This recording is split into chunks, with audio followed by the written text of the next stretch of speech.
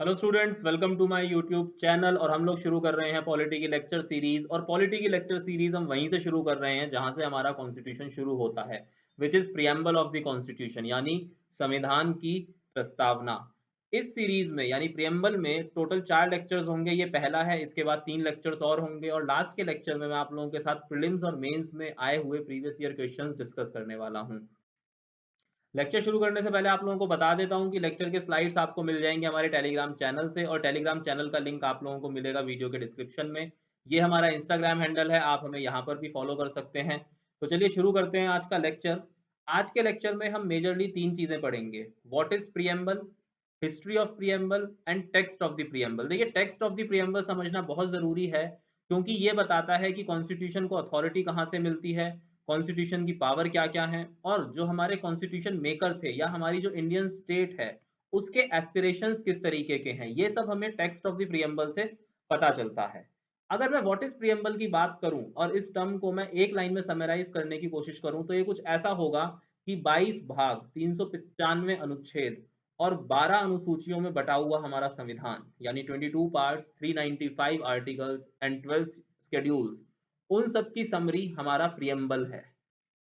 जो भी rights, duties और पावर हमारे कॉन्स्टिट्यूशन ने हमें दिए हैं, उन सब की समरी आपको प्रियम्बल में देखने को मिल जाएगी। तो अगर हम देखें इसको व्हाट इज प्रियम्बल, तो सबसे पहले बता देता हूं कि प्रियम्बल जो है वो अमेरिकन कॉन्स्टिट्यूशन से हमने अडॉप्ट करा हुआ है। सबसे पहले प्रियम्बल जो है वो अमेरिकन कॉन्स्टिट्यूशन में आया था।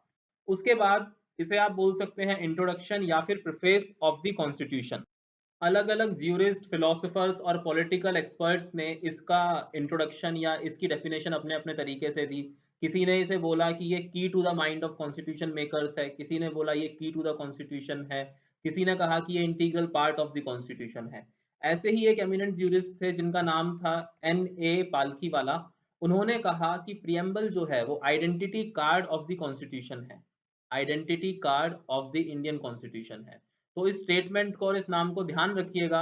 स्टेट पीसीएस या फिर एसएससी जैसे एग्जाम में ये चीज डायरेक्टली पूछी जा सकती है। यूपीएससी में इस इंफॉर्मेशन के पूछे जाने के चांसेस ऑलमोस्ट नेग्लिजिबल है, लेकिन स्टेट पीसीएस या फिर एसएससी जैसे एग्जाम्स में इसको पूछा जा सकता है।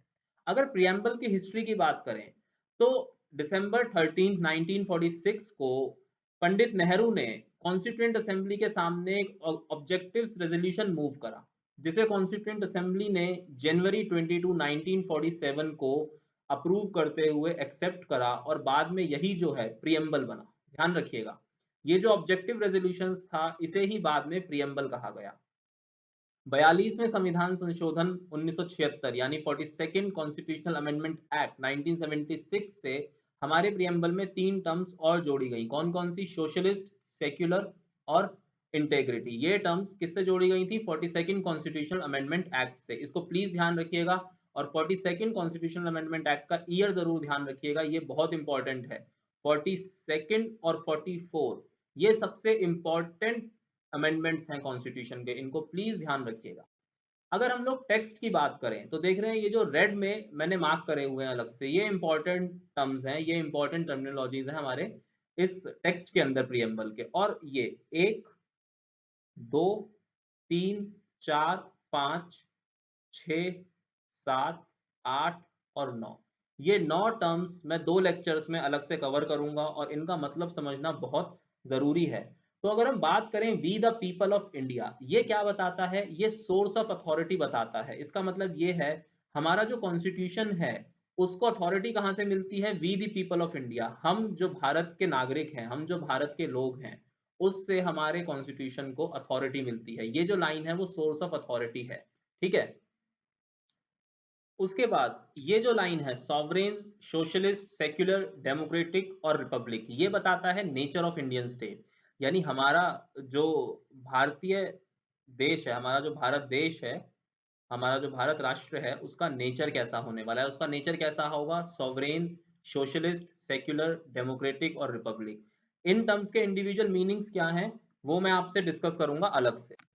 सॉवरेन यानी हमारे पास आज़ादी है अपने इंटरनल और एक्सटर्नल मैटर्स को खुद सॉल्व करने की और अपने इंटरनल और एक्सटर्नल डिसीजंस खुद लेने की। सोशलिस्ट, हम एक समाजवादी वतन है।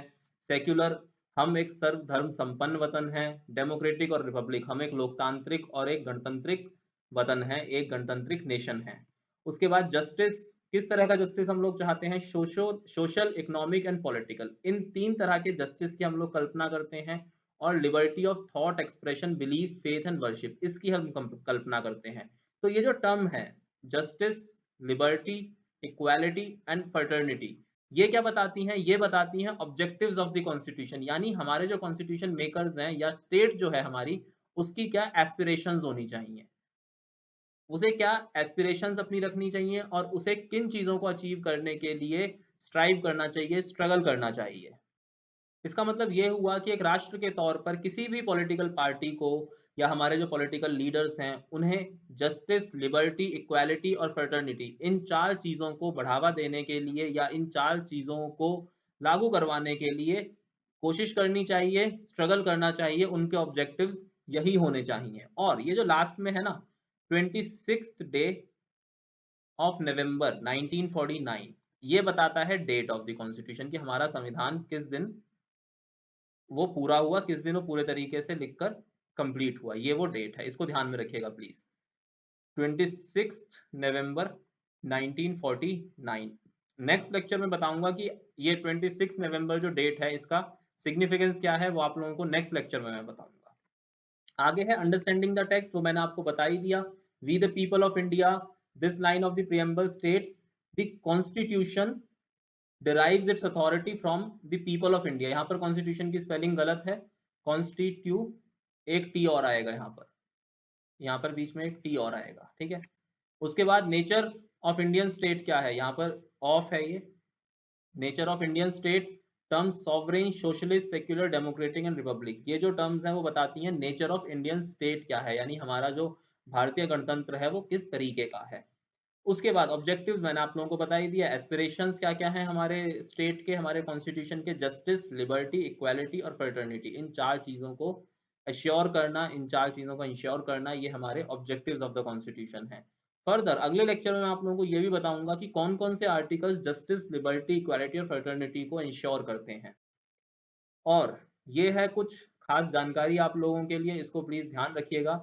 ये जानकारी आप लोगों को बताती है कि इंडियन इंडिपेंडेंस एक्ट 1947 के पास होने से पहले भारत डिपेंडेंसी था ब्रिटिश एम्पायर की। उसके बाद 15 अगस्त 1947 से 26 जनवरी 1950 तक हम डोमिनियन रहे ब्रिटिश कॉमनवेल्थ में, और 26 जनवरी 1950 को भारत का जो ब्रिटिश डोमिनियन था वो समाप्त हुआ और हम एक कहते हैं ना पूर्ण स्वराज की हमने स्थापना करी। कब? 26 जनवरी 1950 को हमें पूर्ण स्वराज हासिल हो गया।